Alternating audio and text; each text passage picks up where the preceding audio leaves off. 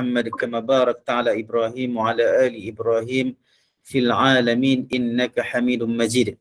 Alhamdulillah, kita bersyukur kepada Allah SWT diberikan kesempatan sekali lagi untuk kita bersama-sama berada di dalam majlis ilmu dalam usaha kita memperbaiki dan menambah kualiti amalan kita kepada Allah Subhanahu Wa Taala yang bersandarkan ataupun berasaskan kepada hadis-hadis yang sahih, yang berdasarkan riwayat-riwayat yang benar yang datang daripada Nabi Muhammad sallallahu alaihi wasallam. Alhamdulillah, saya mohon maaf hari Sabtu lepas saya tak boleh nak adakan kuliah sebab ada kerja.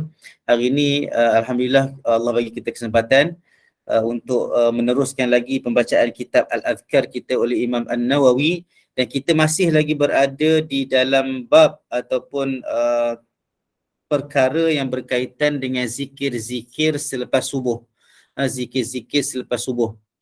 Jadi kita teruskan dengan muka surat 147, paragraf yang terakhir sekali, nombor 200 tu, nombor 200. Jangan tengok nombor dekat kitab yang saya share ni sebab ini numbering dia berbeza mengikut siapa yang menyusunnya kembali dalam cetakan-cetakan yang agak berbeza berdasarkan pencetak itulah. Jadi dekat sini 167/3 tu jangan ambil ni sangatlah. Jadi kita berada di nombor 200. Yang saya baca dekat sini apa yang disebut oleh Imam An-Nawawi rahimahullah. Dia kata wa rawaina fi sunani Abi Daud an Muslim ibn al-Harith at-Tamimi as-sahabi radhiyallahu anhu an Rasulillah sallallahu alaihi wasallam annahu asarra ilaihi faqala idza sarafta min salatil maghribi faqul Allahumma ajirni minan nar 7 marrat fa innaka idza qulta dhalika thumma mutta min laylatika kutiba laka jiwarun minha wa idza sallaita as-subha faqul kadhalika fa innaka in mutta min yawmika kutiba laka jiwarun minha. Atau kama qala sallallahu alaihi wasallam. Kami meriwayatkan daripada Sunan Abi Daud. Boleh tengok-tengok terjemahan yang ada dalam kitab cetakan Al-Hidayah itu. Kami meriwayatkan di dalam Sunan Abi Daud daripada Muslim bin Harith At-Tamimi, seorang sahabi radhiyallahu anhu, daripada Rasulullah sallallahu alaihi wasallam. Dia kata annahu asarra ilaihi, sesungguhnya Nabi Muhammad sallallahu alaihi wasallam berbisik. Asarra ni cakap perlahan lah. Tak semestinya kena angkat tangan letak dekat mulut dan macam kita orang berbisik lah. Kalau kita kata orang berbisik itu angkat tangan letak dekat telinga kawan, macam tu berbisik. Dia tidak semestinya gambaran sebegitu rupa, tetapi nak bagi tahu cakap Nabi itu suaranya perlahan kepada Al-Harith ini. Dia kata apa? Idzan sarafta min salatil maghrib, kalau kamu dah habis ataupun dah selesai menunaikan salat maghrib, maka katalah Allahumma ajirni minan nar. Ya Allah, ya Tuhanku, hindarkanlah aku daripada api neraka. Berapa kali? 7 marrat. 7 kali. Katakanlah bila kamu selesai salat maghrib, Allahumma ajirni minan nar. Maknanya lafaznya adalah Allahumma ajirni minan nar. Okey. Makna dekat situ, ya Allah, ya Tuhanku, hindarkanlah aku daripada api neraka. Sebanyak 7 kali. Fa innaka idza qulta dhalika thumma mutta, sesungguhnya kalaulah, maka sesungguhnya jika engkau kata ataupun berzikir dengan zikir yang tadi tu, thumma mutta, kemudian kamu mati ataupun kamu meninggal dunia pada malam itu, malam yang kamu membaca Allahumma ajirni minan nar itu, telah dituliskan kepadamu, telah ditentukan untukmu bebas daripada api neraka. Wa idza sallaita subha faqul kadzalik, kalau kamu selesai salat subuh pun, maka kamu katalah seperti mana yang kamu kata selepas salat maghrib tadi, Allahumma ajirni minan nar sebanyak 7 kali. Sesungguhnya kalau kamu mati pada hari itu, yang kamu pada paginya itu menyebut Allahumma ajirni minan nar sebanyak 7 kali dengan fahamnya, dengan hadir hatinya, maka kutiba laka jiwarun minha, Saya tambah dengan faham dan hati-hatinya itu sebab itu nasihat dan ijtihad para ulama tentang cara berzikir yang terbaik. Dalam hadis ini secara zahir dia tak beritahu macam itulah, dia kata siapa sebut saja. Tetapi arahan ini kita kena faham bahawa arahan ini kepada orang Arab, sahabat Nabi, berbangsa Arab. Maka orang Arab kalau dia baca Allahumma ajirni minan nar pun dia dah faham dah. Dia dah faham dah sebab dia bahasa dia. Maka bagi orang Melayu, bagi orang kita, kita berzikir, kita kena faham. Maka itu sebab manfaat ataupun diperlukan kepada terjemahan supaya orang-orang Melayu, orang-orang ajam yang berzikir dengan zikir-zikir dalam bahasa Arab ini mengetahui supaya hadir hatinya sampai dan rapatnya hubungan dia dengan Allah Subhanahu wa taala. Kalau dia baca 7 kali juga selepas solat subuh, kalau dia mati pada hari itu, maka telah tertulislah bagi dia juga pembebasan daripada api neraka. Maka bukan panjang sangat pun lepas solat subuh. Maka yang hadis yang sebelum ni dia bagi syarat, kata sebelum bercakap kaki dalam keadaan tegak untuk baca la ilaha illallah wahdahu la syarikalah lahul mulku wa lahul hamdu wa huwa ala kulli syai'in qadir. Tetapi yang hadis ini untuk sebut Allahumma ajirni minan nar, Allahumma ajirni minan nar, ini tidak terkait dengan apa-apa syarat. Maknanya selepas selesai je solat subuh ataupun solat maghrib, maka boleh baca, maka hendaklah kita baca. Sebab Nabi pesan, dia kata faqul, maka katakanlah, walaupun dia tidak membawa hukum wajib, tetapi itu adalah suruhan dan anjuran Nabi Muhammad sallallahu alaihi wasallam. Bagi orang-orang yang menjadi imam, sebelum ni kita dah sebut dah juga, siapa yang nak kekalkan dengan Allahumma ajirni minan nar sebagai imam, dia imam, dia baca Allahumma ajirni minan nar, makna dia, ya Allah ya Tuhanku, hindarkanlah aku dari api neraka. Tetapi kita juga ada dengar dan ada dalil yang dibawa oleh Imam Nawawi dalam bab yang sebelum-sebelum ini, dia kata yang berkaitan dengan kalau jadi imam, maka dia kena tukarlah sirah itu ataupun laras bahasa itu kepada jamak, kepada berdoa untuk ramai. Itu sebab kita pun selalu dengar imam-imam dia kata Allahumma ajirna minan nar, Allahumma ajirna minan nar, maksudnya ya Allah ya Tuhan kami, hindarkanlah kami semua ini daripada api neraka. Maka perkara ini luas, ijtihad para ulama tentangnya berkaitan dengan isu nak ubah ataupun kekal dengan lafaz yang ada di dalam riwayat. Maka ada pendapat ulama kata kekalkanlah, walaupun kamu semayang seorang-seorang ataupun semayang ramai-ramai ataupun menjadi imam, maka kekalkan je sebab inilah lafaz dalam hadis. Maka ia tidak ada masalah walaupun makna dia membawa makna Allahumma ajirni, itu maksudnya ya Allah ya Tuhanku, hindarkanlah aku, seolah-olah macam dia doa seorang-seorang. Tetapi ulama kata itu mengambil berkat ataupun mengambil mutabaah ataupun mengikut apa yang ada dalam lafaz yang ada dalam hadis Nabi. Tapi siapa-siapa yang nak tukar sikit disebabkan dia menjadi imam, maka dia tukarlah, sebab ada dalil lain juga yang menyeru ataupun menganjurkan untuk kita berdoa beramai-ramai. Tetapi kalau seorang-seorang semayang, tak bolehlah kata, bukan tak boleh tu makna dia haram, tetapi dia tak kena ataupun bersalahan dengan sunnah. Maksudnya dia semayang seorang-seorang, dia pun baca Allahumma ajirna minan nar. Sebab apa? Sebab dia biasa dah dengar tu imam sebut dekat surau masjid Allahumma ajirna minan nar. Hari tu dia tak sihat, hari tu hari hujan, dia duduk dekat rumah seorang-seorang, dia semayang-semayang, dia baca Allahumma ajirna minan nar. Maka perkara itu tidak sesuai lah. Maka dia kena sebut kalau semayang seorang-seorang Allahumma ajirni minan nar. Kalau semayang sebagai imam, dia boleh sebut sama ada Allahumma ajirni minan nar ataupun Allahumma ajirna minan nar. Okey. Jadi perkara ini perlu difahami betul-betul lah. Satu lagi perkara yang kita perlu fahami adalah bebas dari api neraka. Bebas dari api neraka ini seolah-olah, maksudnya bukan seolah-olah, maknanya janji Allah Subhanahu Wa Taala bahawa dia bebas dari api neraka.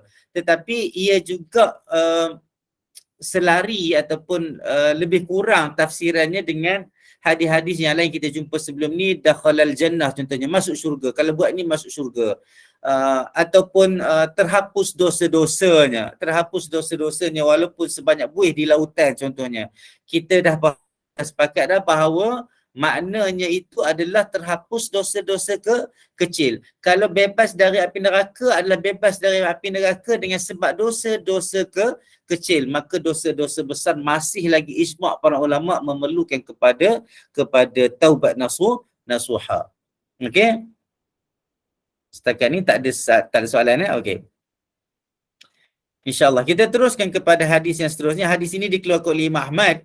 Dikeluarkan oleh Imam Ahmad dan Abu Daud juga, Imam Ibn Hibban juga, Ibn Hajar Al-Asqalani dalam kitab Nataijul Afkar juga menhasankan hadis ini. Okay? Dan kita terus kepada hadis yang seterusnya. Hadis yang seterusnya. Warawaina fi musnadil Imam Ahmad. Kami meriwayatkan dalam musnad Imam Ahmad wa Sunan Ibnu Majah wa kitab Ibnu Sunni daripada Ummi Salamah. Daripada Ummi Salamah qalas kana Rasulullah sallallahu alaihi wasallam idza shalla subha qala Allahumma inni as'aluka 'ilman nafi'a wa 'amalan mutaqabbala wa rizqan tayyiba atau kama qala sallallahu alaihi wasallam. Kami meriwayatkan di dalam musnad Imam Ahmad Ibn Hanbal, musnad Imam Ahmad dan juga Sunan Ibn Majah dan kitab Ibn Sunni daripada Ummi Salamah radhiyallahu anha, dia kata, Ummi Salamah ini isteri Nabi Muhammad sallallahu alaihi wasallam. Dia katakan Rasulullah sallallahu alaihi wasallam dia kata sesungguhnya Rasulullah sallallahu alaihi wasallam ini bila dia solat subuh, maksudnya selesai solat subuh, dia kata Allahumma inni, maksudnya Nabi terus berzikir ataupun Nabi akan berzikir Allahumma inni as'aluka ilman nafi'a. Ya Allah, ya Tuhanku, sesungguhnya aku memohon daripadamu ilmu yang memberi manfaat. Ilmu yang memberi manfaat. Itu sebab kita dah sebut dah hadis yang sebelum ni, hadis yang saya selalu sebut dia kata khairukum anfa'ukum linnas. Khairukum anfa'ukum linnas, sebaik-baik kamu adalah orang-orang yang banyak memberi manfaat kepada manusia. Ilmu yang bermanfaat juga terdapat dalam hadis yang lain yang berkaitan dengan bila mati anak Adam itu, idza mata ibnu Adam inqata'a amaluhu illa min thalath. Ilmun amalun sadaqatun jariyah, al-ilmu yuntafa'u bihi, waladun salihun yad'u lahu atau kama qala sallallahu alaihi wasallam. Bila meninggal anak Adam itu terputus segala amalannya kecuali daripada tiga. Yang tiga ni akan terus berjalan. Yang pertama adalah sedekah jariah, yang kedua ilmu yang memberi manfaat, yang ketiga adalah anak yang soleh yang mendoakan kepadanya. Maka kita minta supaya kita diberikan ilmu-ilmu yang bermanfaat, ataupun kita diberikan ilmu-ilmu yang kita mampu untuk menasihati orang lain, yang juga akhirnya memberi manfaat kepada orang lain, dan dia juga terus beramal dengan ilmu ataupun nasihat yang kita beri kepada dia, supaya amalan-amalan itu menjadi pahala yang menghasilkan pahala yang berterusan kepada kita walaupun kita dah meninggal dunia. Wa amalan mutaqabbala, dan juga amal-amal dan amalan yang diterima. Wa rizqan tayyiba, dan rizki yang baik. Ada amal kita buat banyak, na'udzubillah Allah tak terima, ataupun terima sikit, ataupun kalau 100% mungkin terima 20%, mungkin sebab khusyuk, mungkin sebab ada isu takabur, mungkin diganggu oleh percampuran di dalam duit kita tu antara halal dan haram ataupun syubhah dan sebagainya. Maka kita minta amalan kita juga diterima oleh Allah Subhanahu wa taala. Dan rezeki yang baik, rezeki secara zahirnya nampak baik, tapi kadang-kadang kita tak tahu. Mungkin kita terambil duit orang berapa ringgit dan sebagainya, na'udzubillah. Maka kita minta rezeki yang datang kepada kita itu adalah rezeki yang baik, yang halal. Dan kita juga membelanjakan rezeki kita itu dalam bentuk yang baik. Ini semua doa yang Nabi baca. Nabi minta daripada Allah Subhanahu wa taala. Lepas subuh, Ummu Salamah kata Nabi akan baca Allahumma inni as'aluka ilman nafi'a wa amalan mutaqabbala wa rizqan tayyiba. Hadis ini hasan, martabatnya hasan, dikeluarkan oleh Imam Ahmad dalam musnadnya, Ibnu Majah dan juga Nasa'i dan juga Ibnu Sunni dan juga Ibnu At-Tabrani. dan juga At-Tabrani. Kita terus lagi kepada hadis yang seterusnya, wa rawaina fihi an Suhaib, dan kami meriwayatkan di dalam fihi itu mana? Maksudnya dalam kitab Musnad Imam Ahmad. Wa rawaina fihi an Suhaib. Ini nama dia Suhaib bin Sinan Ar-Rumi. Ada yang kata dia tu orang Rom, ada yang kata dia bukan orang Rom. Itu khilaf di kalangan para ulama yang menjaga ataupun menulis biografi ulama-ulama para sahabat ini, tapi dia makruflah Suhaib bin Sinan Ar-Rumi. Anna Rasulullah sallallahu alaihi wasallam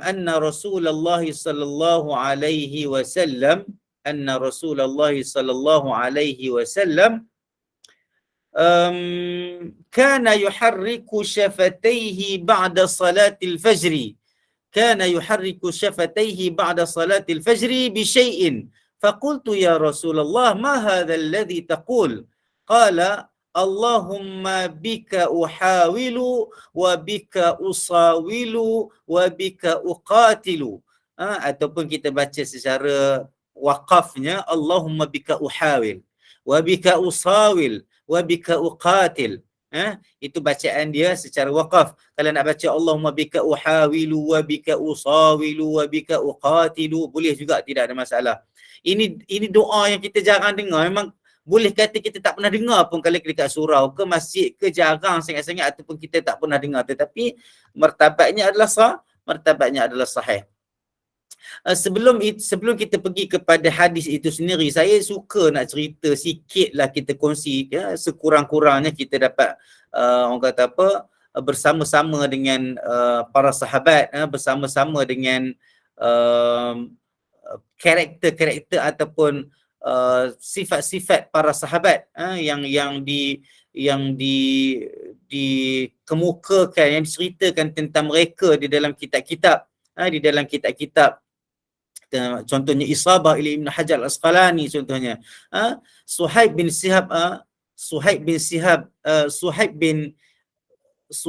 Sinan Ar-Rumi ataupun Suhaib Ar-Rumi ini, dia ini awal lagi cerita dia bersama-sama Nabi masa Nabi tengah berdakwah secara senyap-senyap. 3 tahun dekat Mekah pun Suhaib bin Sinan ini ada dekat, diceritakan dia berada di pintu rumah Al-Arqam bin Al-Arqam, dan masuk Islam dan sebagainya. Maka ini di antara orang-orang yang awal jugalah, masuk Islam. Dan dia juga di antara orang-orang yang terlibat dengan penyiksaan yang dilakukan oleh orang-orang musyrikin terhadap orang-orang Islam.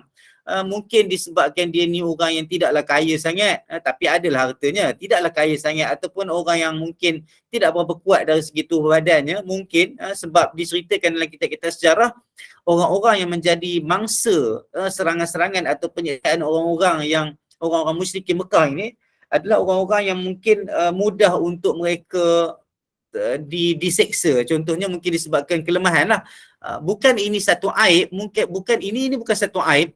Mungkin disebabkan umurnya, mungkin disebabkan perwatakan dan sebagainya. Wallahu alam, tetapi dia terlibat.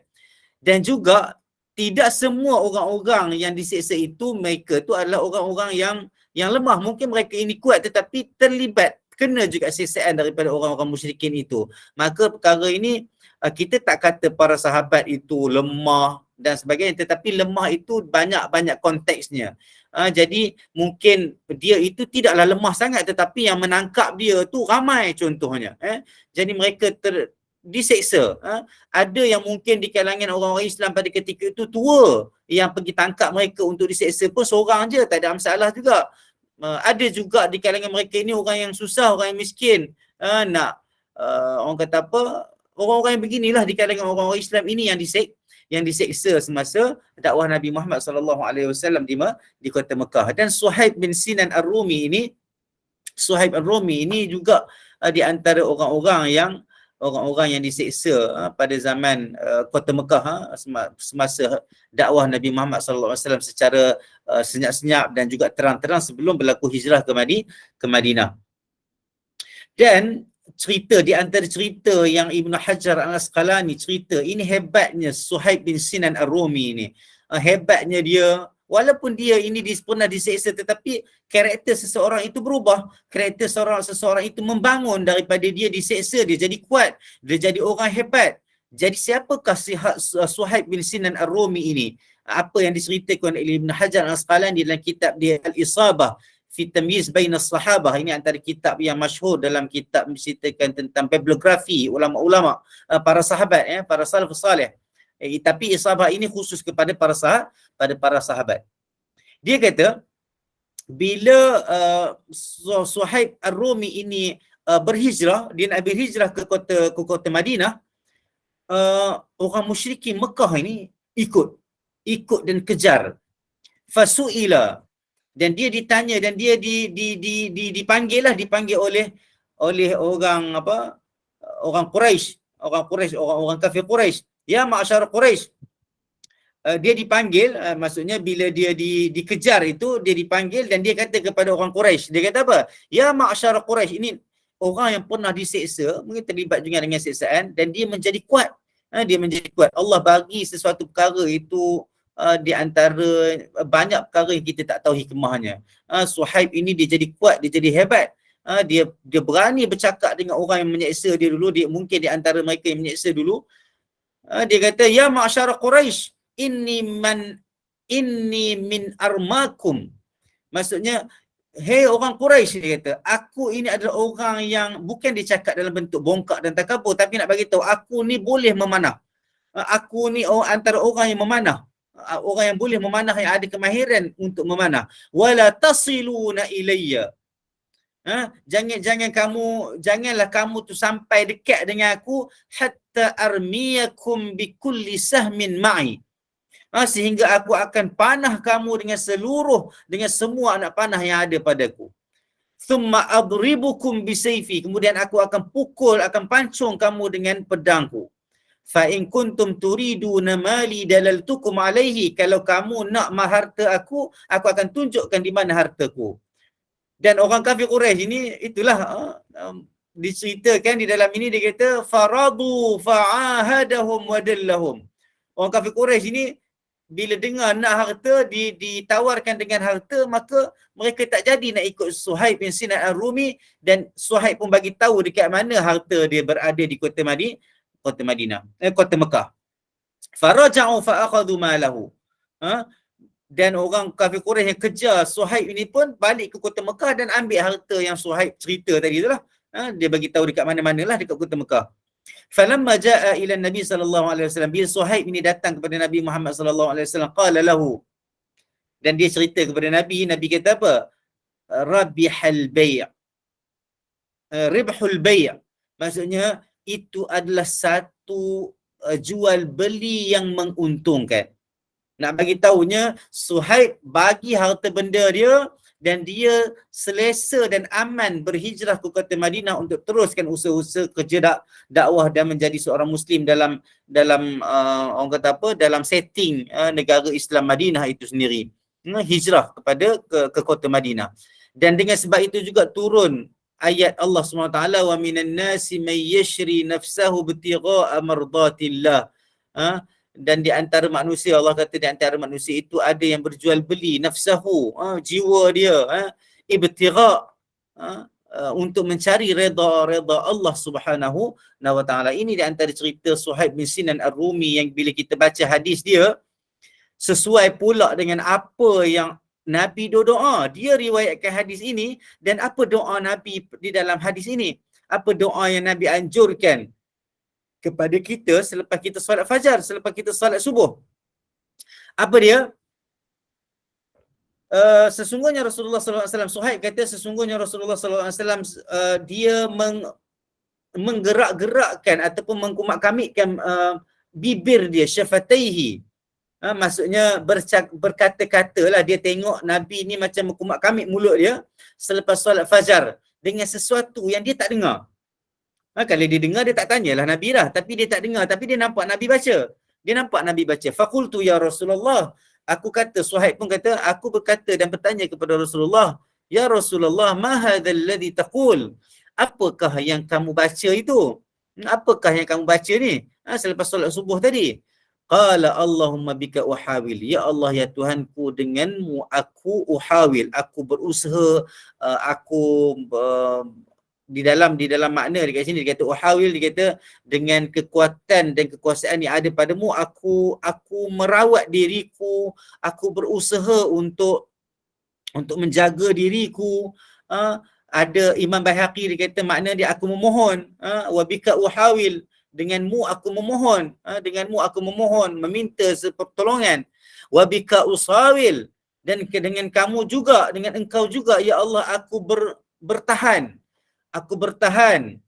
Maksudnya aku kukuh, aku teguh, aku maksudnya tetap di atas perjuangan ini. Maksudnya macam itulah.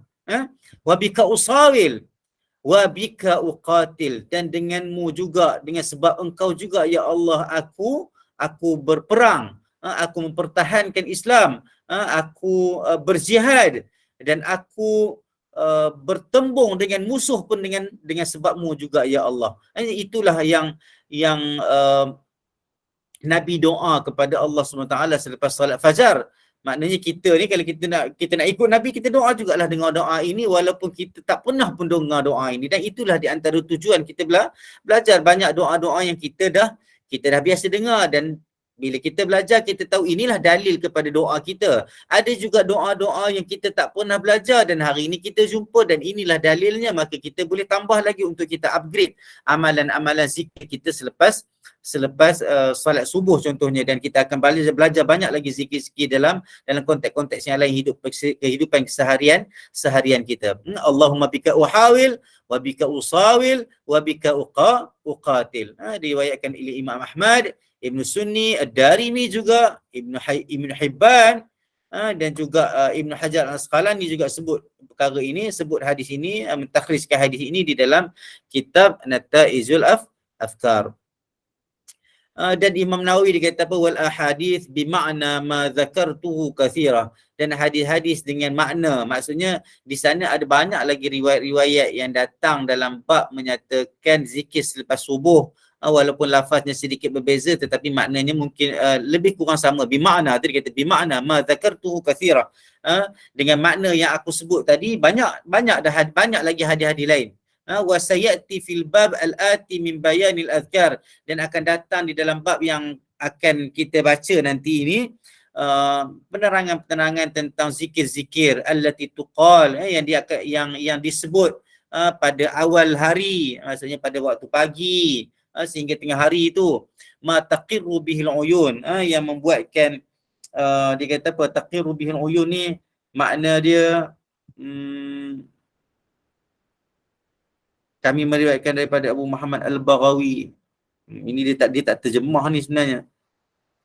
Dia tak terjemah ma taqiru bihil uyun itu. Dia kata diucapkan pada pagi hari sahaja, dia sampai dekat awalin nahar saja. Riwayat yang perkataan yang lebih lagi tu dia tak terjemahkan. Maksudnya nak bagi tahu kata ada zikir-zikir yang Imam Nawawi nak bawa selepas ini yang membuatkan kita ini mata hati kita akan rasa sejuk, akan rasa tenang. Itu sebab hati kita akan menjadi tenang insya-Allah bukan hanya dengan sebab kita berzikir tu dah tenang dah, tetapi dia akan jadi lebih tenang dengan sebab kita faham apa yang kita berzikir. Sebab bila kita berzikir, kita lepaskan semuanya kepada Allah SWT. Kita serahkan semuanya kepada Allah SWT. Kita gantungkan, ikatkan diri kita kepada Allah SWT dalam setiap masa dan keadaan. Itu pentingnya kita faham dan kita berzikir, dan kita faham tentang apa yang kita zikirkan. Wa rawaina an Abi Muhammad Al-Baghawi fi Syarh Sunnah. Kami meriwayatkan daripada Abu Muhammad Al-Baghawi di dalam kitab dia Syarh Sunnah. Dia kata qala Alqamah bin Qais, dia kata telah berkata Alqamah bin Qais, balaghana anna al-ard. Balaghana ni dia kata kat sini, dia kata telah sampai berita kepada kami. Telah sampai berita kepada kami ini makna dia, kalau dalam ilmu hadis, sirah ini, frasa ini melambangkan riwayat itu tidak kuat sangat, tetapi dia buat mari kat sini hanya sebagai nasihati sajalah. Dia bukan hadis tetapi nak menasihati, nak menasihati. Ataupun hadis itu tidak sampai martabat sahih. riwayat itu tidak sampai ke martabat sahih. Maka dia bawa untuk menasihatkan sajalah, disebabkan subuh ini waktu yang sesuai, yang bagus untuk kita berdoa, maka jangan tinggalkan. Dia kata apa? Dia kata annal ard, dia kata Alaqamah kata telah sampai kepada kami, telah sampai kepada Alaqamah yang kata, Alaqamah bin Qais, dia kata telah sampai kepada kami dengar, dia kata telah sampai kepada kami annal ard. Kejap, ada isu dengan line ke? Line saya okey ke? Suara okey ke? Okey Ustaz, sangat jelas. Ada ping tadi sikit risau tiba ada yang terputus. Okey. Jelas Ustaz. Okey. Dia kata annal ard, Jelas. Alqamah kata telah sampai kepada kami bahawa bumi merayu-rayu ataupun kita kata merintih. Merayu macam yalah, kalau tengok dekat sini dia kata merintih lah, merintih. Bumi itu merintih. Dia kata kat sini, dia kata tengok, dia kata ta'uju tarfa'u sautaha bisyakwa lillahi ta'ala. Seolah-olah bumi ini menjerit, merintih dengan suara yang kuat lah. Macam kalau orang Melayu dia mungkin dia terjemah dengan meraung. Ataupun yang pentingnya bumi itu meraung ataupun merintih, mengadu kepada Allah Subhanahu wa taala disebabkan min naumatil alim ba'da salatil subhi. Dengan sebab dia terjemah kat sini berteriak kepada Allah disebabkan tidurnya seorang alim. Dengan tidurnya seorang alim selepas solat subuh. Wallahu alam. Ini apa yang sampai kepada Alaqamah bin Qais. Riwayatnya tidak kuat, tetapi dia sebagai satu motivasi kepada kita. Wallahu alam, ini perkara yang ghaib. Kalau tidak ada pun riwayat ini, dengan riwayat-riwayat yang kita baca tentang kelebihan-kelebihan berzikir selepas subuh, maka menjadi satu perkara yang rugi bagi seorang Muslim untuk meninggalkan zikir-zikir selepas subuh. Okey? Saya tengok sikit, nampak macam ada soalan. Saya tengok sikit. Okey. Dalam konteks kehidupan sekarang ini, bilakah keadaan situasi kita yang sesuai untuk kita membaca doa ini? Hadis 202.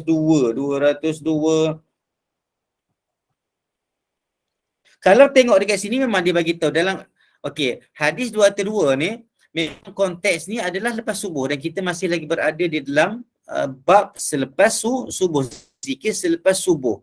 Tetapi dalam konteks sekarang ini kita tidak ada berjihad.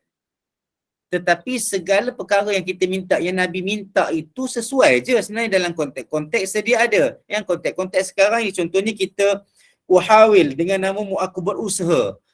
Kita berusaha lah dalam konteks apa pun, berusaha menjadi orang yang baik, berusaha berjihad, berusaha belajar dan sebagainya, maka itu masih lagi terkena dengan konteks kita. Tapi bila nak baca doa ini, kalau mengikut Nabi Muhammad SAW, dia ajarkan kepada kita selepas subuh. Tapi boleh tak baca pada situasi yang lain? Boleh juga dengan i'tiqad, dengan kita percaya bahawa Nabi tidaklah mengkhususkan pada waktu lain kecuali waktu subuh. Tetapi waktu lain nak baca, kalau kita ingat benda ni waktu lain nak baca, tiba-tiba nak baca dan waktu itu kita terlupa doa-doa yang lain, contohnya kita boleh baca, tidak ada masalah. Ataupun kita dalam keadaan kita rasa kita nak berjihad, nak berjuang, contohnya nak mempertahankan Islam, contohnya kan, kita doa dengan doa ini, tidak ada masalah sebab konten ataupun kandungan doa Nabi ini bersesuaian dengan keadaan kita pada ketika itu. Contohnya kita sedang kita nak pergi bukan nak menyerang, tetapi contohnya ada satu perkara yang kita nak marah. Marah ini boleh. Marah ini okey kalau disebabkan perkara yang betul. Contohnya orang kutuk agama Islam, orang kutuk Nabi, kita boleh marah. Tapi marah itu perlu dikawal. Dan bila kita nak marah dan kita nak bercakap itu, kita berada di dalam konteks kita nak menjaga dan nak defend agama Islam, nak defend Nabi Muhammad SAW. Tidak ada masalah, sesuai juga untuk kita baca doa ini supaya segala usaha kita, menjaga dan membentengi Islam itu dibantu dan dirahmati oleh Allah SWT dan dapat bantuan dan kemudahan daripada Allah SWT. Boleh Ustaz, mengapa agaknya doa-doa jarang didengari? Adakah kerana related dengan usaha dan perangai? Wallahu alam, kalau tengok dari segi konteks ni, sebenarnya kalau tengok terjemahan dekat sini, dia tidaklah Kalau tengok terjemahan dekat sini memang nampak macam berperang lah. Tetapi kalau tengok konteks umum, makna perkataan-perkataan di dalam hadis itu tidaklah semestinya berkaitan dengan peperangan. Dan Nabi pun tak sebut dekat sini, perawi pun tak sebut dekat sini bahawa Nabi baca masa perang. Nabi baca masa perang. Dia tak sebut Nabi baca masa perang. Jadi kalau tanya kenapa jarang dinegari, mungkin saya boleh buat contoh jugalah, dulu-dulu orang jarang nak dengar orang baca surah Al-Kahfi hari Jumaat ataupun baca Al-Kahfi malam Jumaat. Yang kita biasa dengar adalah baca Yasin. Tetapi bila ramai orang makin lama makin belajar, makin lama makin belajar, makin lama makin belajar, maka dah banyak dah surau-surau, dah banyak dah orang-orang Islam mula baca surah Al-Kahfi, kadang-kadang baca surah Al-Kahfi, kadang-kadang baca Yasin, kadang-kadang baca surah-surah lain. Surah-surah Al-Quran banyak, ada 114, bacalah sebab baca Al-Quran itu bagus. Di amalan yang dituntut. Maka selepas ini apalah salahnya kita ajarkan anak-anak kita baca dekat surau masjid sikit-sikit, jangan kuat sangat. Kita ajarkan orang supaya kalau kita jadi imam kita baca perlahan, ataupun mungkin kalau mengikut dalam mazhab Syafi'i boleh baca kuat sikit, dan dengan syarat tidak mengganggu jemaah-jemaah lain. Dengan niat untuk mengajar zikir ini, maka kita teruskan ajar sebab ini ada dalilnya sahih, maka kita boleh gunakan dan kita patut gunakan, patut kita tambah dalam amalan-amalan zikir kita selepas subuh. Tapi kalau tengok dekat sini dia kata selepas solat subuh, selepas solat subuh dia macam ni. Selepas solat ni dia ada banyak keadaan. Ada yang hadis yang kita jumpa selepas bagi salam terus istighfar dan terus la ilaha illallah la syarikalah tanpa mengalihkan kaki. Ada yang kita jumpa doa ataupun zikir yang Nabi baca selepas solat tidak mensyaratkan keadaan-keadaan yang macam tadi. Maka mungkinlah keadaan itu jauh sikit daripada selepas Nabi bagi salam. Dan doa-doa seperti ini juga adalah doa umum selepas solat subuh. Tetapi tidaklah dah lama, dah pukul 7.30 baru dia baca, itu tidak kena pada tempatnya lah. Jadi kata-kata selepas solat maksudnya beriringan dengan zikir-zikir yang lain yang dibaca selepas solat subuh. Maka kita minta daripada Allah Ta'ala, Allah bagi kita kekuatan dan kelapangan untuk mengamalkan zikir-zikir ini. Assalamualaikum warahmatullahi wabarakatuh. Ustaz nak tanya zikir-zikir apa yang perlu dibaca lepas solat subuh selalu doa madah? Itulah kalau sebenarnya kita memang duduk di dalam bab zikir selepas subuh sebenarnya. Kalau tengok daripada muka surat 146, kalau tengok daripada muka surat 146, kitab cetakan Al-Hidayah ini memang itu zikir-zikir khusus. Zikir-zikir khusus selepas subuh. Tetapi ada tak? Dia sebenarnya jangan, bila kita tengok dekat kitab ini, kita nampak macam sikit je lah. Tak adalah banyak sangat. Contohnya, zikir khusus selepas subuh apa dia? Dia kata, la ilaha illallah la syarika lahul mulku lahul hamdu wa ala kulli syai'in qadir. Lepas tu Allahumma ajirni minan nar, Allahumma ajirni minan nar contohnya. Lepas tu Allahumma inni as'aluka ilman nafi'a dan sampai habis. Lepas tu Allahumma bika uhawil wa bika usawil wa bika uqatil. Ini di antara apa yang Imam Nawawi letak di dalam kitab Al-Azkar. Tapi Imam Nawawi kata banyak lagi. Selain daripada itu, kita kena faham juga bahawa ini khusus kepada solat subuh. Tetapi sebelum masuk kepada solat subuh ni, kalau tengok daripada muka surat mana? Muka surat 25, muka surat 139, nombor 25, hadis 179. Hadis 179 sampailah ke hadis yang ke-197, itu semua riwayat-riwayat yang menceritakan tentang zikir-zikir selepas solat. Maka boleh tak baca zikir-zikir selepas solat ini yang Imam Nawawi letak daripada muka surat 139 sampai 146 ni, kita baca juga selepas solat subuh. Boleh, tidak ada masalah. Sebab dia umum untuk setiap selepas solat. Tambah lagi dengan zikir-zikir daripada nombor 198 sampai ke nombor 202. Jadi saya rasa dah cukup banyak. Kalau tak cukup banyak, nanti kita cari kitab lain, kita boleh baca lagi insya-Allah. Tapi itulah, zikir-zikir yang kita selalu baca tu tidak ada masalah dah. yang macam doa-doa sebelum ni. Saya rasa mungkin boleh tengok recording part dalam YouTube insya-Allah. Jadi zikir-zikir kita selepas sembahyang secara umum kita boleh juga baca selepas subuh. Tapi zikir-zikir yang khusus selepas subuh kita hendaklah khususkan selepas subuh. Tapi boleh tak baca pada selepas solat yang lain? Boleh. Tetapi kita tidak boleh mengkhususkan. Faham tak? Sebab Nabi contohnya Nabi bagi tahu kat sini dia khususkan 7 kali Allahumma ajirna minan nar itu selepas subuh dan selepas maghrib macam kita baca tadi. Tapi kalau kita tengok dekat sini dekat yang kita amalkan setiap kali lepas sembahyang pun kita akan baca Allahumma ajirna minan nar, tidak ada masalah juga. Yang salahnya kita kata bacalah Allahumma ajirni minan nar ini selepas solat zuhur maka kamu akan dapat apa-apa fadilat. Maka itu tidak boleh sebab tidak ada dah dalil. Boleh faham boleh faham insya-Allah. Okey. Ustaz, Ya. Ustaz nak tanya Boleh. sikit. Boleh. Macam mana kalau zikir tu Allah ma'ajirni minan nar wa as'alukal jannah. Boleh, tak ada masalah juga. Makna dia Allah ma'ajirni minan nar, kan? Ya Allah, ya Tuhanku, hindarkanlah aku daripada api neraka dan apa lagi satu tadi? wa as'alukal jannah. Dan aku memohon daripadamu syurga. Maknanya kita minta jauh dari api neraka dan kita minta syurga daripada Allah SWT. Dan ini juga intipati ataupun selari juga dengan hadis yang lain yang kita baca secara umum, doa selepas zikir lepas solat yang Nabi minta daripada 4, minta daripada fitnah, jauh daripada fitnah dunia, daripada azab kubur, kan? Ingat tak kita baca sebelum ni? Mungkin ada jemaah-jemaah yang mungkin terlepas 1-2 siri itu, saya faham. Harapnya alhamdulillah Spark ada buat recording, mungkin boleh rujuk juga sebab kita dah lepas dah zikir-zikir selepas solat secara umum. Sekarang kita baru je habis zikir selepas solat subuh secara khusus, dan kita akan masuk pada zikir waktu pagi dan waktu petang insya-Allah. Boleh Ada lagi? Terima kasih Ustaz. Kita sama-sama.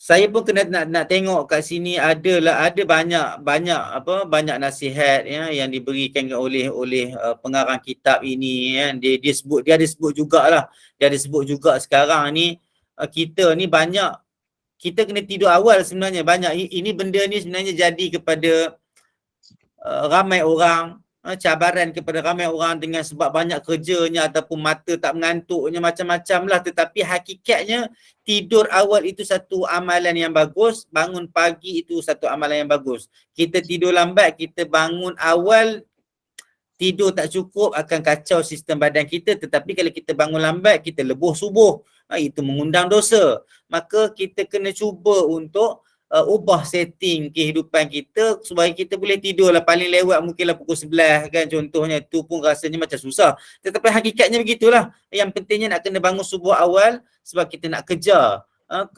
kelebihan-kelebihan buat amal pada waktu subuh. Tu dia sebut kat sini. Kalau tengok yang saya share ni, kita waqad naqala lana thiqat mimman zara al-bilad al-Europa wal-Amrikiyah hadithan anna ghalibiyatin nas hunaka yanamuna mubakkirin wa yastaqiduna mubakkirin. Dia kata telah kami dapat cerita daripada orang-orang yang dipercayai lah. Ini ulama sebut.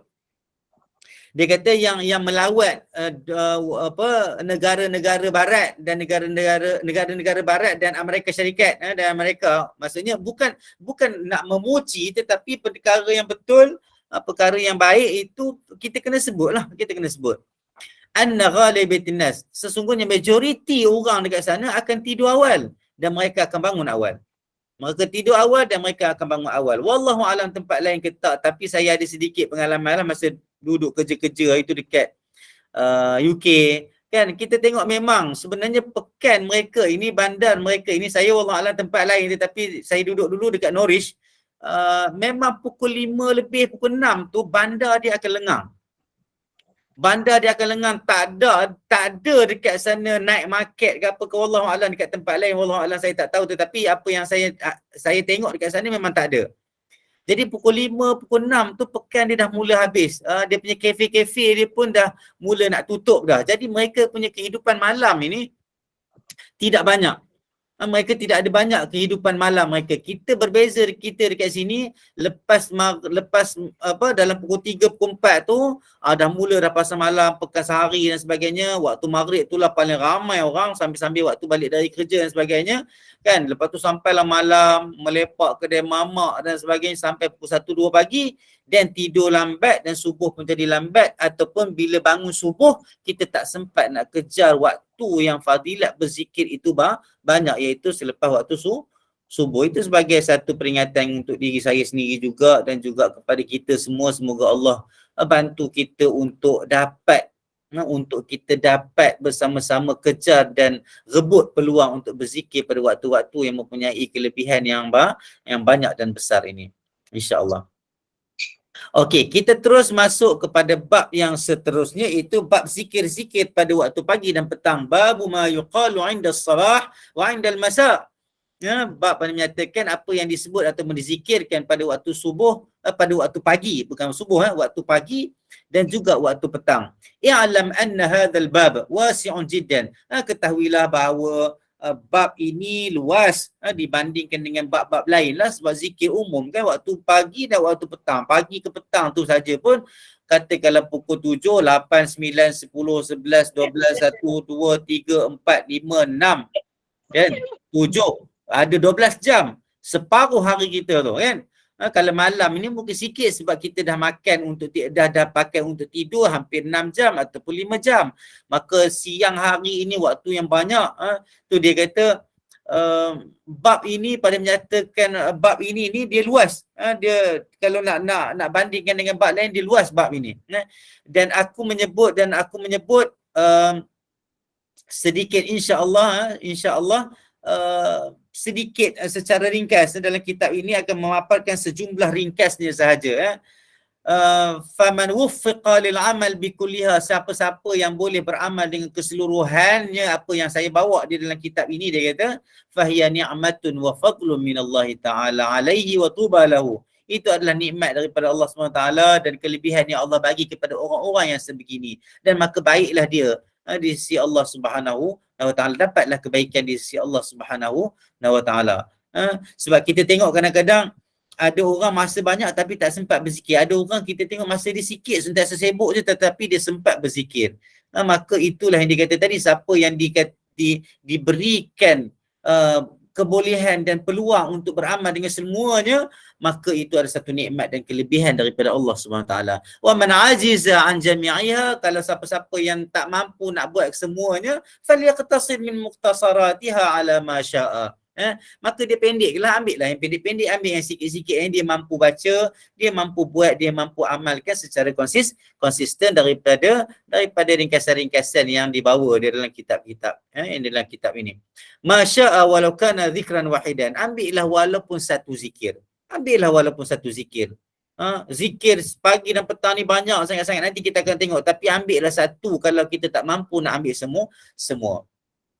Dan Imam Nawawi dia bawa sebelum dia masuk kepada zikir-zikir pagi dan petang, dia buat mari ayat-ayat Quran supaya kita faham sebenarnya zikir ini bukan untuk imam ataupun ulama-ulama yang suruh, tetapi Nabi suruh, dan yang banyak juga di dalam Al-Quran, ayat-ayat Quran Allah sendiri suruh kita berzikir mengingati Allah Subhanahu Wa Taala.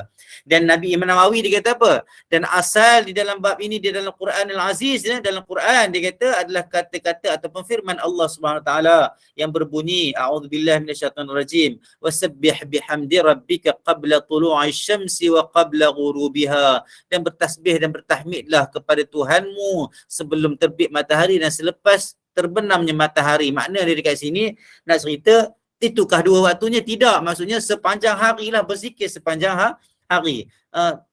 Sebelum terbit matahari dan selepas bukan selepas tenggelam, sebelum terbit matahari dan sebelum tenggelamnya. Maksudnya nak ceritanya waktu belah malam dan waktu belah siang. Maksudnya sebelum terbit matahari dan sebelum terbenam matahari, itu dua perkataan yang menggambarkan keseluruhan hari. Maka Allah suruh kita berzikir, bertasbih, bertahmid. Dan Allah SWT sebut lagi dalam ayat yang lain yang kita pun dah jumpa dah ayat di sebelum ni. Dia kata wadhkur rabbaka fi nafsika tadarru'an wa khufya wa khifa. Wadhkur rabbaka fi nafsika tadarru'an wa khifatan wa dunal jahri minal qawli bil ghuduwi wal asal. Wa dunal jahri minal qawli bil ghuduwi wal asal. Dia kata, dan sebutlah nama Tuhanmu. Sebenarnya terjemahan sebutlah nama Tuhanmu ni saya dah pernah check dah benda ni sebenarnya. Makna dekat sini wadhkur rabbaka fi nafsika, maksudnya ingatlah Tuhanmu pada dirimu. Ingatlah Tuhanmu di dalam hatimu. Bukan nak suruh sebut Allah Allah Allah tu, tapi nak bagi tahu kata wadhkur rabbaka. Terjemahan dekat sini dia tak sebut. Kalau tengok sini, kalau terjemahan literalnya dia kata, dan ingatlah Tuhanmu. Tapi terjemahan kat sini, dan sebutlah nama Tuhanmu dalam hatimu. Jadi terjemahan ini kena tengok juga. Sama ada terjemahan lain supaya kita tidak tersilap. Supaya kita tidak tersilap sebab kita dah tengok tafsir-tafsirnya. Kejap, wadhkur rabbaka. Bagi saya masa sikit ya. Wadhkur rabbaka.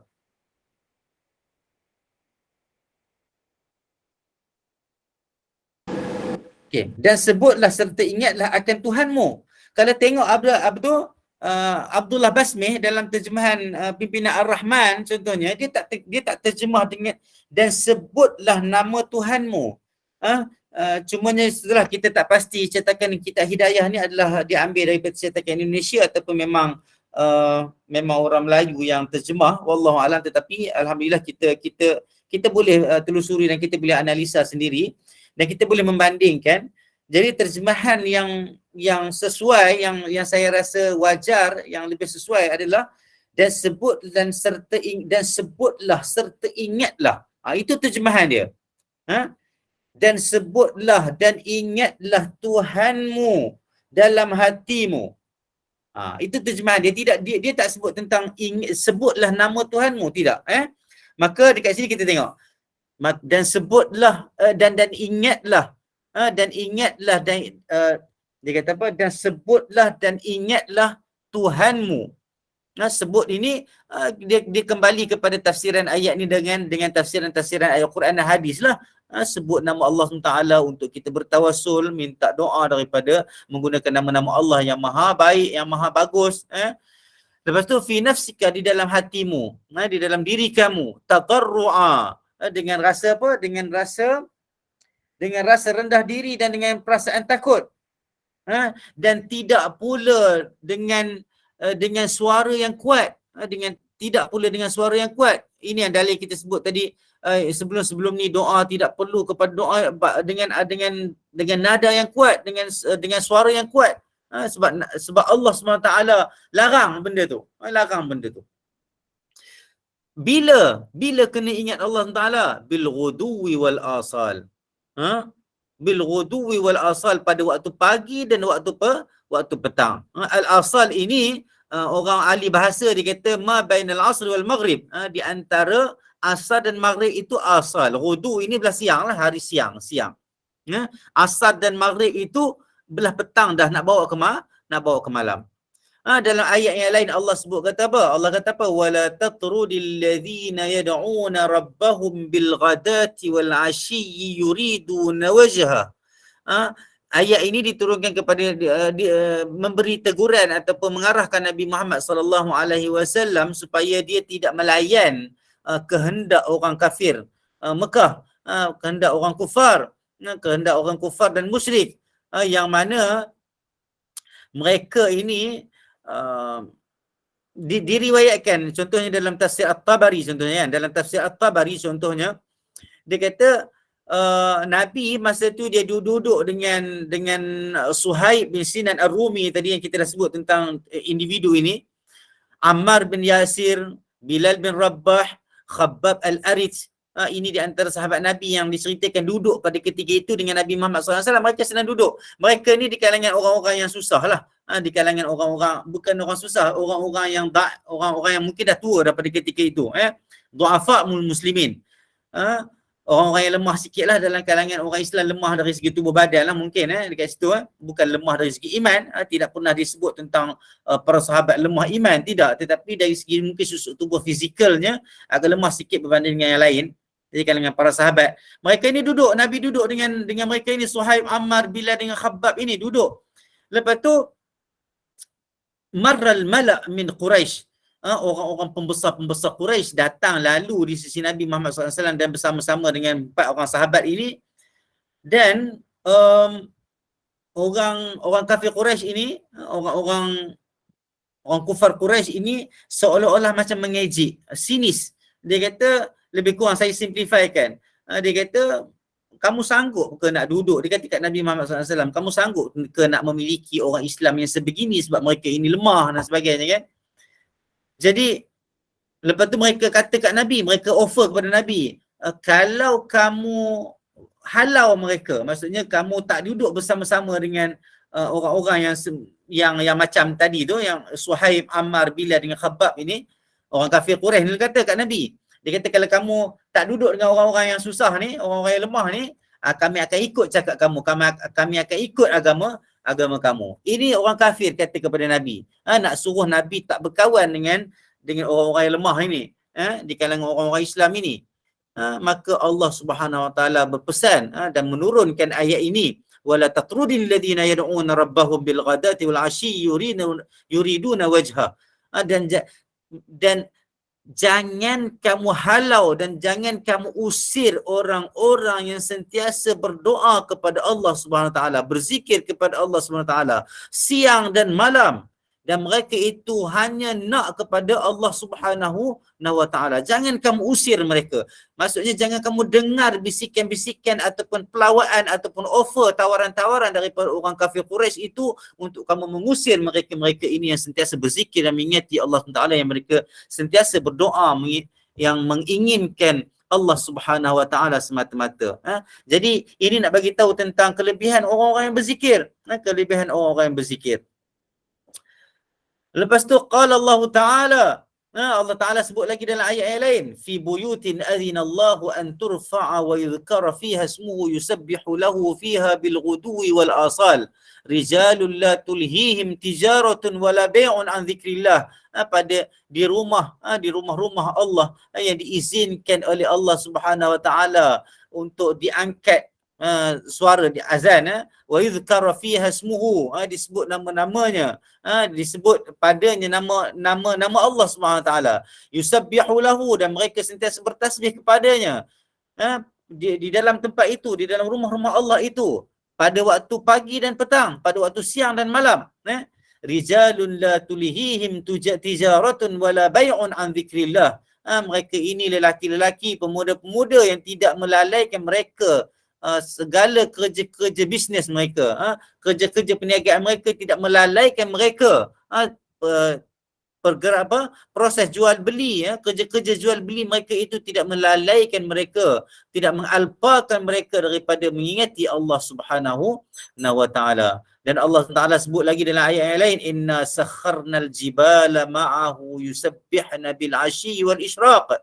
Sungguhnya kami menjadikan, mentadbir, menjalankan jibal, gunung ganang, ma'ahu, yusabbihna, mereka ini berzikir, bertasbih siang dan malam. Mereka ini tidak pernah bertasbih, tidak pernah lupa untuk bertasbih, dan itulah fitrah yang Allah berikan kepada makhluk-makhluk Allah Subhanahu Wa Taala. Maka itu di antara dalil-dalil yang menganjurkan supaya kita ini sentiasa berzikir kepada Allah Subhanahu Wa Taala, beristighfar, meminta ampun dan meminta doa daripada Allah Subhanahu Wa Taala. Kita tengok kat sini ada soalan ke tak? Peperangan. Okey, tak ada soalan. Jadi Puan Moderator, saya boleh sambung sikit lagi ke ataupun kena berhenti, ada jadual lain? Boleh teruskan Ustaz. Tak ada dah. Okey, insya-Allah kita sambung 1-2 hadis lagi insya-Allah sebelum kita berhenti malam ni insya-Allah. وروينا في صحيح البخاري عن شداد بن أوس رضي الله عنه عن النبي صلى الله عليه وسلم قال سيد الاستغفار اللهم أنت ربي لا إله إلا أنت خلقتني وأنا عبدك وأنا على عهدك ووعدك ما استطعت أعوذ بك من شر ما صنعت وأبوء لك بنعمتك علي وأبوء بذنبي فاغفر لي فإنه لا يغفر الذنوب إلا أنت إذ قال ذلك حين يمسي فمات دخل الجنة أو كان من أهل الجنة وإذا قال حين يصبح فمات من يومه مثله معنى مثله من يومه مثله معنى أبوه أقر وأعترف. Kami meriwayatkan di dalam Sahih Bukhari daripada Shaddad bin Aus radhiyallahu anhu daripada Nabi Muhammad sallallahu alaihi wasallam. Dia kata Sayyidul Istighfar. Nabi kata Sayyidul Istighfar, penghulu istighfar itu apa dia? Kita biasa dah baca Astaghfirullah, Astaghfirullahalazim ataupun Allahumma ghfirli. Lagi apa? Astaghfirullahalazim alladzi la ilaha illa huwal hayyul qayyum wa atubu ilaih. Ada yang baca huwal hayyul qayyum wa atubu ilaih. Adalah iktibar yang tertentu dari segi baris itu. Maka itu istighfar yang biasa kita baca lah. Tapi penghulu, hari-hari dia ada penghulu dia, istighfar dia ada penghulu dia. Ada selawat yang pendek, ada selawat yang panjang sikit. Ada selawat yang Nabi ajar pada para sahabat, salat Ibrahimiyah. Jadi setiap perkara itu ada yang pendek, ada yang panjang untuk memudahkan manusia, untuk memudahkan orang Islam beramal. Itu di antara hikmahnya lah. Dan sekarang Nabi ajar tentang penghulu istighfar. Apa itu penghulu istighfar? Yang saya bacakan tadi. Terjemahan dia apa dia? Apa makna penghulu istighfar? Apa makna dalam penghulu istighfar ini? Supaya kita faham makna dia, kita faham konteksnya, supaya masa kita beristighfar itu kita betul-betul rasa kita minta ampun daripada Allah Subhanahu wa taala. Allahumma anta rabbi, ya Allah ya Tuhanku, engkaulah Tuhanku, la ilaha illa anta, tak ada Tuhan yang disembah, yang layak disembah kecuali engkau ya Allah. Khalaqtani, engkaulah yang menjadikanku, wa ana abduka, dan aku hambamu, wa ana ala ahdika, dan aku berada di atas janjimu, janji dan ketetapanmu, wa wa'dika mastata'tu, selagi mana aku mampu. Makna dekat sini, kalau kita tak mampu, kita tidaklah, selagi maksudnya kita berjanji dengan Allah Ta'ala, kita taat, kita beriman kepada Allah Ta'ala. Ada masa kita tak mampu, ada masa kita terlepas pandang, ada masa kita terpengaruh dengan gangguan-gangguan syaitan. Maka itu ayat yang berlapik. Wa ana ala ahdika, aku berada di atas janji denganmu, dengan perjanjian kepadamu. Kalau tengok dekat sini dia terjemah apa? Ana abdika, terikat dengan janji dan ketentuan. Janji dengan ketentuan. Maka kadang-kadang kita terlepas, kita tersilap, kita tergelincir. Maka itu ayat ini, doa ini, istighfar ini ayat yang berlapik. Aku berada di atas ketentuan, janji denganmu, mastata'tu, selagi mana aku mampu. Ada benda yang aku tak mampu, terlepas pandang dan sebagainya, moga Allah ampunkan. A'udzubika min syarri ma sana'tu, dan aku berlindung denganmu daripada segala kejahatan yang aku lakukan. Segala kejahatan yang aku lakukan menjadikan musibah kepadaku sendiri, mendatangkan kepada aku dosa dan murka para malaikat, murka Allah SWT, murka manusia. Aku minta berlindung daripada kejahatan yang aku lakukan. Wa abu'u laka bi ni'matika alayya, dan aku mengaku, aku recognize, aku iktiraf bagimu ya Allah, aku iktiraf, aku mengaku di hadapanmu dengan segala nikmat yang kau telah berikan ke atas aku. Wa abu'u bi dzambi, dan aku juga mengaku dengan dosaku. Faghfirli, maka ampunkanlah dosaku, fa innahu, sesungguhnya tidak ada yang boleh mengampunkan dosa-dosa kecuali engkau ya Allah. Itulah sayyidul istighfar. Biarkan dia sentiasa berada di bibir kita. Allahumma anta rabbi la ilaha illa anta khalaqtani wa ana abduka wa ana ala ahdika wa wa'dika mastata'tu a'udzu bika min syarri ma sana'tu abu'u laka bi ni'matika alayya wa abu'u bi ni'matika alayya wa abu'u bi dhanbi faghfir li fa innahu la yaghfiru dhunuba illa anta.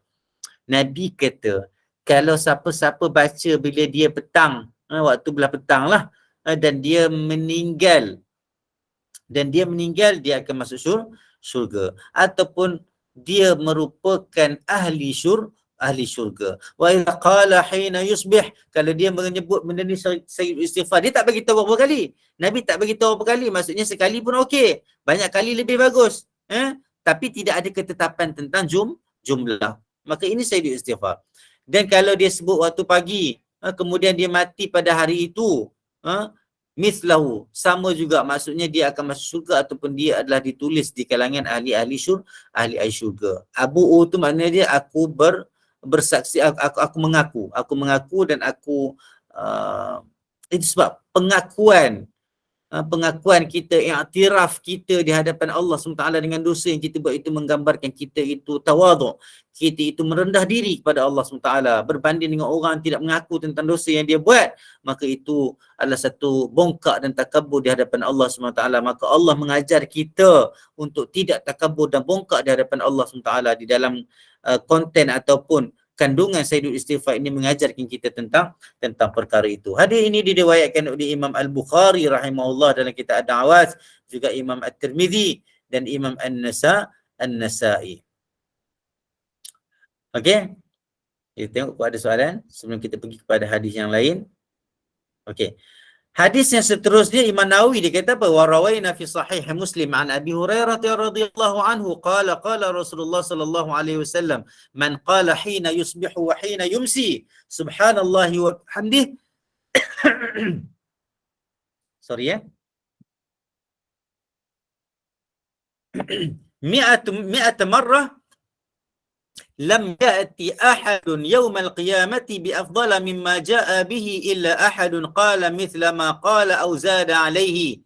Fi riwayatin Abi Dawud subhanallahil azim wa bihamdihi.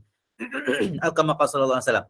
Diriwayatkan di dalam Sahih Muslim daripada Abi Hurairah radhiyallahu anhu, dia kata Rasulullah sallallahu alaihi wasallam bersabda, siapa-siapa yang kata, yang berzikir pada waktu pagi dan pada waktu petang dengan zikir apa? Subhanallahi wa bihamdi. Subhanallahi wa bihamdi. Pendek ya? Subhanallahi wa bihamdi. Subhanallahi wa bihamdi. Pendek je. Sebanyak berapa kali? Mi'ata marrah. 100 kali. Maksudnya pagi 100 kali, petang 100 kali. Okey? Lam ya'ti ahadun. Tidak datang pada hari kiamat. Tidak datang seorang pun pada hari kiamat dengan yang lebih baik daripada apa yang dilakukan oleh seorang yang membaca 100 kali subhanallah wa bihamdihi. Okey? Kecuali yang boleh saingi dia, yang boleh compete dia, yang boleh menyaingi dia, siapa dia? Orang yang datang juga pada hari kiamat nanti dengan amalan yang sama macam dia ataupun lebih daripada dia. Maksudnya yang ni baca 100, dia baca 101, 102, lebih daripada 100. Makna dia dekat sini ada keluasan. Nabi letak 100, tetapi boleh tak baca lebih? Boleh. Sebab Nabi bagi tahu kat sini tiada ada orang datang pada hari kiamat dengan kelebihan yang lebih daripada apa yang dibuat oleh seorang ni tadi dengan subhanallah wa bihamdi ini, kecuali orang yang datang sama juga dengan dia baca 100 juga. Itu je yang boleh menyaingi dia. Ataupun siapa lagi yang boleh menyaingi dia? Orang yang baca lebih daripada 100. Itu sebab kalau tengok daripada saya, kita selalu tengok kan, Nabi ni dalam bab zikir ni tidak memberatkan orang. Tidak sampai berpuluh-puluh ribu kali, tidak. Tidak sama macam kita pernah dengar baca 1000 kali, 3000 kali, berapa kali kan. Jadi 500 kali itu banyak tu sebenarnya. 100 kali ni pergi tengok. 100 kali ni pun zikir dia pendek. Subhanallah wa bihamdih, ataupun yang panjang sikit sebab la ilaha illallah wahdahu la syarikalah lahul mulku wa lahul hamdu wa huwa ala kulli syai'in qadir. Itu pun ambil masa lebih kurang dalam 20 minit lah. Kalau kita try tengok lebih kurang dalam 20 minit. Tapi kalau subhanallah wa bihamdih, subhanallah wa bihamdih, tak sampai 5 minit dah habis, dah cukup 100. Cukup dah 100 kali untuk kita baca untuk dapat fadilat, kelebihan yang Allah bagi tentang sesiapa yang membaca zikir ini. Wallahu a'lam. Kita sambung satu lagi hadis insya-Allah. Benda ni senang kita nak buat, tetapi kita tak tahu ataupun kita tak pernah jumpa dalil ataupun suruhan daripada Nabi Muhammad SAW tentang perkara ini. Sedangkan benda tu senang sangat. Hari-hari kita duk baca. Cuma tempat-tempat yang tertentu itu perlu kepada dalil untuk kita khususkan bacaan-bacaan itu. Okey. Apa Imam Nawawi kata? Wa rawaina fi sunani Abi Dawud wa Tirmidzi wa Nasa'i wa ghairihima bil asanid as-sahihah an Abdullah bin Khubayb بضم الخاء المعجمة. رضي الله عنه قال خرجنا في ليلة مطر مطر وظلمة شديدة نطلب النبي صلى الله عليه وسلم ليصلي لنا فأدركناه فقال قل فلم أقل شيئا ثم قال قل فلم أقل شيئا ثم قال قل فقلت يا رسول الله ما أقول قال قل هو الله أحد والمعوذتين حين تمسي وحين تصبح 3 مرات تكفيك من كل شيء. تكفيك من كل شيء. قال الترمذي حديث حسن صحيح.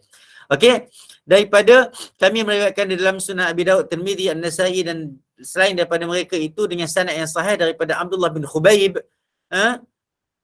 radhiyallahu anhu, dia kata kami keluar pada satu malam yang gelap, yang hujan, pada waktu malam gelap yang sangat-sangat, kami cari Nabi Muhammad SAW untuk dia bersembahyang dengan kami, supaya dia bersolat dengan kami, maksudnya jadi imam dengan kami, bagi kami.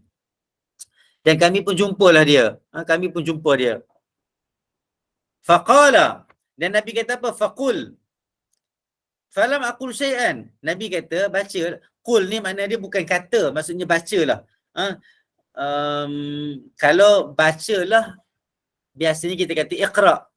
Bacalah ni kalau biasa kita kata iqra, tapi dekat sini qul, dekat sini makna dia bacalah. Nabi nak suruh baca. Kat sini pada waktu malam gelap kita macam Nabi SAW menjadi imam, kami pun mencuba imam. Okey. Makna dekat sini qul, dekat sini bukan makna katalah, maknanya kat sini bacalah. Makna dekat sini adalah bacalah. Dekat sini dia terjemah katakanlah, tetapi Nabi nak suruh baca sebenarnya. Nabi nak suruh baca, bukan kata-kata. Maksudnya katalah sesuatu. Maksudnya mungkin 1-2 perkataan, tapi dalam hari ini Nabi nak suruh baca. Okey, Nabi nak suruh baca. Nabi kata, katalah, bacalah. Dan aku tak baca apa pun. Kemudian Nabi kata lagi, bacalah. Katalah. Dan aku tak kata apa-apa pun. Kemudian Nabi kata kali ketiga. Dan bila Nabi kata kali ketiga tu, aku kata kat Nabi Muhammad SAW, ya Rasulullah, apa yang aku nak baca? Sahabat tak tahu nak baca apa. Sebab Nabi dah sebut 3 kali. Maksudnya bila Nabi sebut ke tahap 3 kali ni, maksudnya itu adalah satu perkara yang penting. Ada satu perkara yang penting. Disebabkan orang tak tahu lah. Maksudnya dia kata 3 kali tu, ada yang Nabi ulang sebanyak 3 kali nak menunjukkan kepentingan. Ada dalam keadaan ini kita nampak Nabi suruh baca 3 kali itu sebab para sahabat tak pernah buat benda tu mungkin. Para sahabat tak pernah buat benda tu mungkin. Maka Nabi nak bagi tahu perkara ini boleh dibuat juga. Nabi kata apa? Qala qul huwallahu ahad. Katakanlah qul huwallahu ahad. Bacalah qul huwallahu ahad. Maksudnya surah Al-Ikhlas wal mu'awwidhatain, dan 2 mu'awwidhah. Yang kita tahu itu qul a'udzu birabbil falaq dan qul a'udzu birabbin nas. Maknanya Nabi nak suruh bacalah surah Al-Ikhlas dan bacalah qul a'udzu birabbil falaq, qul a'udzu birabbin nas, surah Al-Falaq dan surah An-Nas hina tumsi. Bila kamu dah petang, bila waktu petang, wa hina tusbih, dan juga waktu pagi. Berapa kali? 3 kali. Maksudnya 3 kali qul huwallahu ahad, 3 kali qul a'udzu birabbil falaq, 3 kali qul a'udzu birabbin nas. Okey, 3 kali. Takfika min kulli syai'. Cukup, dia akan mencukupkan bagi kamu daripada segala perkara. Ada juga yang terjemah tadfa'u anka min kulli syai'. Maksudnya dia akan menyelamatkan kamu lah. Maksud dari segi kejahatan, keburukan, bala dan sebagainya. Itu makna takfika, cukup. Maksudnya kalau kamu baca qul huwallahu ahad 3 kali, qul a'udzu birabbil falaq 3 kali, qul a'udzu birabbin nas 3 kali pada waktu pagi dan petang, cukup untuk kamu. Untuk Allah Subhanahu Wa Taala menjaga kamu. Maksudnya itu janji Allah Subhanahu Wa Taala melalui hadis Nabi Muhammad sallallahu alaihi wasallam. Tapi itulah rahmat dan sayang kasihnya Allah Ta'ala. Kita tak baca pun Allah jaga juga kita. Tetapi nak ceritanya kita sebagai orang, sebagai manusia, sebagai orang Islam, kena buat satu perkara yang ianya adalah syukur kita kepada Allah SWT dengan apa yang Allah dah berikan kepada kita. Saya rasa kita berhenti dulu setakat ini, insya-Allah.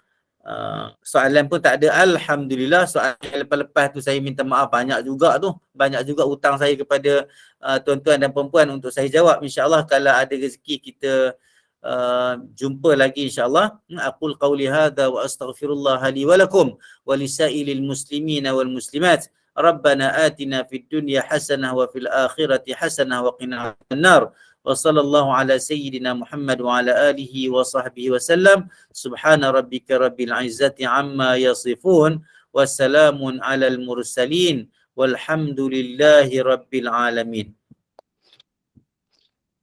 Terima kasih Ustaz. Assalamualaikum warahmatullahi Sama-sama. wabarakatuh. Terima kasih Ustaz. Sama-sama insya-Allah. Assalamualaikum.